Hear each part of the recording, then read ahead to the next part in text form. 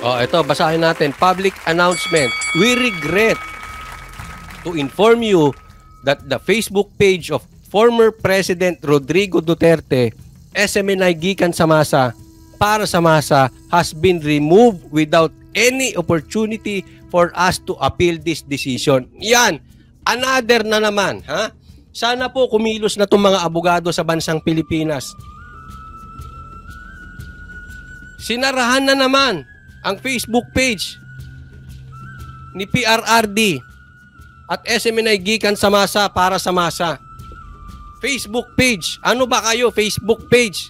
Kaya kayo ha, bagamat ako ay may Facebook, ine-encourage ko po kayo sa YouTube kayo. Kasi ang YouTube, hindi political.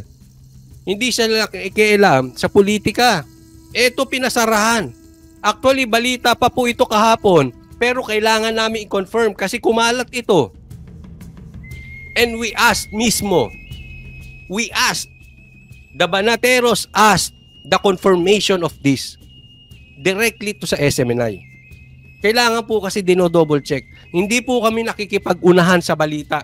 Kayo na ang mauna. Ayaw naming masunog. So ito, kinonfirm mismo na sa amin. Hindi ko na babanggitin. Isa siya sa mataas na posisyon sa SMNI na ito ay totoo. Ha? Legit ito. Inipit si PRRD at ang SMNI. Oy, thank you Anharot, new member. Pambihira ka Anharot. Pambihira ka Anharot. Ha? Nasa 36 months na, 30 months na atang member. Sila yung mga kasabayan mong sila Randel Bonagan. Ay sila Randel Bonagan. Yung mga matatagal na dito, kasabayan mo. Ilang months ng member, ikaw bagong member ka pa lang. Pambihira naman buhay ito. Nagkakabukuhan talaga, may favoritism to si Anharot eh. Pero okay to, matino to si Anharot. Hindi ito ano.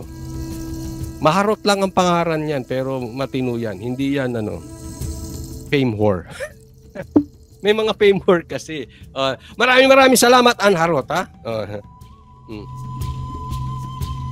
Grabe no, pagkatapos yung panggigipit kay Baste, eto naman, balik na naman sila kay PRRD, tinanggal, tsaka sa SMNI.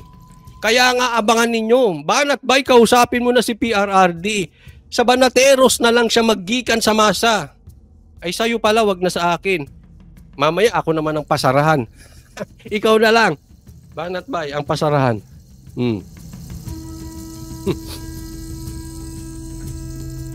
Hindi matindi ito. Ha? Ito lagi namin pinaglaban namin to kay Tebes, pinaglaban namin to kay Bantag, sa lahat po. Pinaglalaban namin ito. Even kay Jobilin, pinaglaban ko 'yon. Bakit? Due process. Hindi kung sino ang may kasalanan, kung siya ba ay kriminal o hindi. Ang pinaglaban namin diyan, due process. Kung meron kayong gustong ipasara, meron kayong gustong ikulong, meron kayong gustong siraan sa media, meron kayong gustong gawing trial by publicity, padaanin nyo sa due process. Ito hindi dumaan sa due process, has been removed without any opportunity for us to appeal this decision. Ganun po katindi. We urge you to continue following us on our alternative platforms like YouTube and TikTok.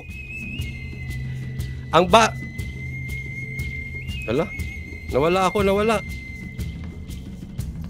Wait lang po. Nadidinig niyo po ba ako?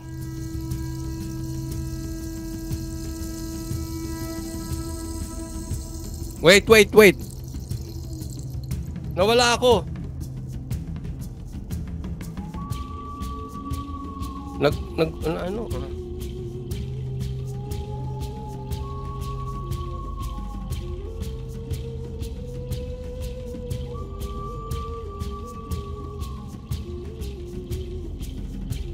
Wait lang ha, nadidinig niyo po ba ako?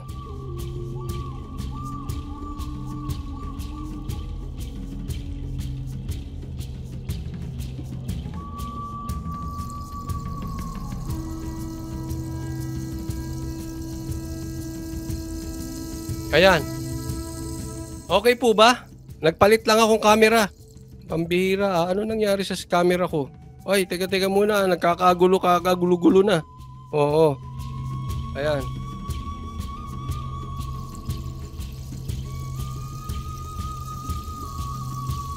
O, nagpalit lang tayo camera. Pambihira. O, lahat na lang nangyayari. O, yan. Diretso.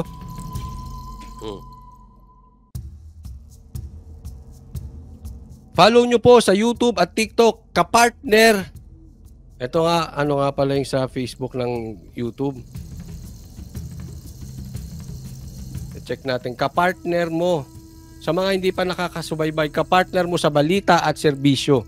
Yan po yung bagong channel ng SMNI sa YouTube. Paki-follow nyo po. Ayan dito si Spencer Lacalle. O, shout out sa iyo ha.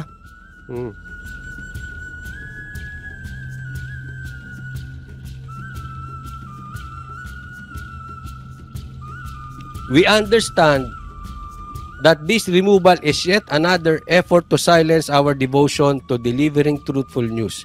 But we won't be silenced. Our commitment to fight for press freedom and contribute to the growth of our nation remains unshakable. Alam mo, believe po ako dito sa stand ng SMNI. Hindi po dahil nandoon po ang Banatero sa SMNI. Pero kasi habang tumatagal po kami sa SMNI, usually ganito, di ba? Meron yung tinatawag na honeymoon period, may tinatawag na akala mo maayos, di ba? Pero habang tumatagal ka sa loob, lalo mo nadidiscover na yung maraming kalokohan, marami palang ganito, maraming ganito, di ba? Lalong bumababa. Habang nakikilala mo, di ba maraming ganyan? Habang nakikilala mo ang isang politiko, lalo kang nadidisappoint. Habang nakikilala mo, kahit sa mga magsyota, habang nakikilala mo, nadidisappoint ka. Doon sa crush mo, nadidisappoint ka. Di ba? May mga ganyan. Eto sa SMNI, habang tumatagal kami, ako na lang. This is my personal opinion. Habang tumatagal ako sa SMNI, mas lalong tumataas yung respeto ko. Bakit? Kasi nakikita ko gastusan nila. Grabe ang gastusan ng SMNI. Tapos sasarahan ka lang ng channel. Tapos hindi lang matutuloy yung rally sa Maisug. Magpapapunta ka ng maraming tao doon, papa-aeroplano mo, hindi po libre yan ha. Siyempre pupunta sila doon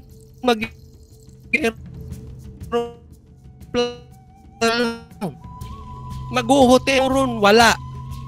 Ano ba nangyayari, may? Kawawa ang SMNI. Sabi ko, paano to? Back to zero na naman nung gumawa sila ng channel? Sabi niya, okay lang yung Coach Oli. Ang importante, hindi mawala ang boses ng taong bayan. Kasi yung iba, busal na. Pansinin nyo, kung walang SMNI at walang mga vloggers, baka karamihan sa inyo bilib na bilib kay Marcos. Bakit? Nalilin lang tayo ng balita. Ang laki po ng effort ng SMNI. I don't know with you guys. Kayo po ay may karapatan sa inyong sariling opinion.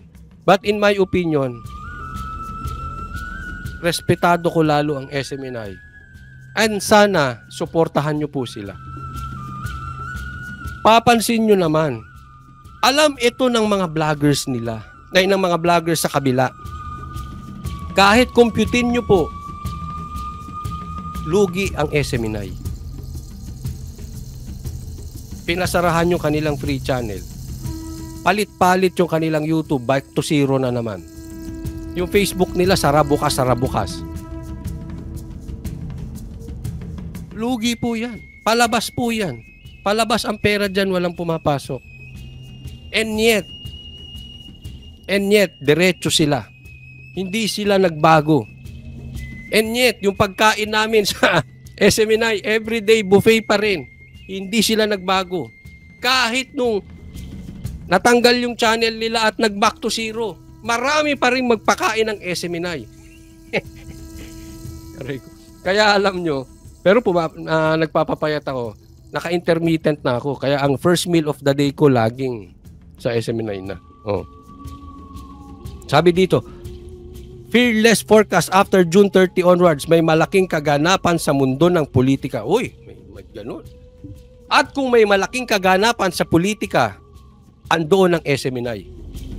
At kung may malaking maisug, kahit nga maisug sa Japan, Thursday pa ata, nandiyan dyan na Thursday or Wednesday pa lang. Andiyan dyan na sila Admar, sila Ma'am Hana. Andiyan dyan na sila. Oh. Why? To support the maisog Japan. Gagawin ba yan ng ibang channel? Gagastos ba sila? Eh baka gusto nila pumunta ron, hingi pa ng hingi. Baka, pupunta kami ron, lagyan mo kami administrasyon para hindi kami pumunta ron.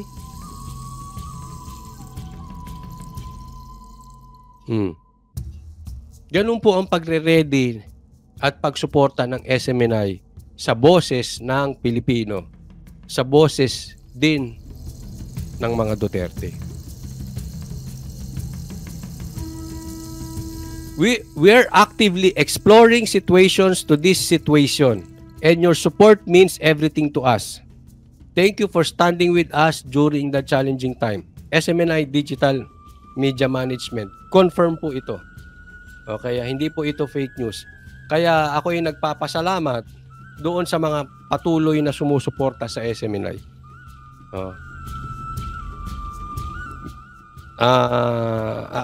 Gusto ko nang paabot sa inyo ang pasasalamat dahil marami pong nakasuporta sa inyo, pero sana po dagdagan pa po natin. Yung ibang hindi pa po nakasuporta sa SMNI, puntahan nyo po, support nyo po lahat po ng programa, i-like po ninyo, i-subscribe po ninyo, at makakaasa kayo. Ako'y nakikita ko talagang hanggang dulo sasamahan tayo ng SMNI. Maraming salamat po.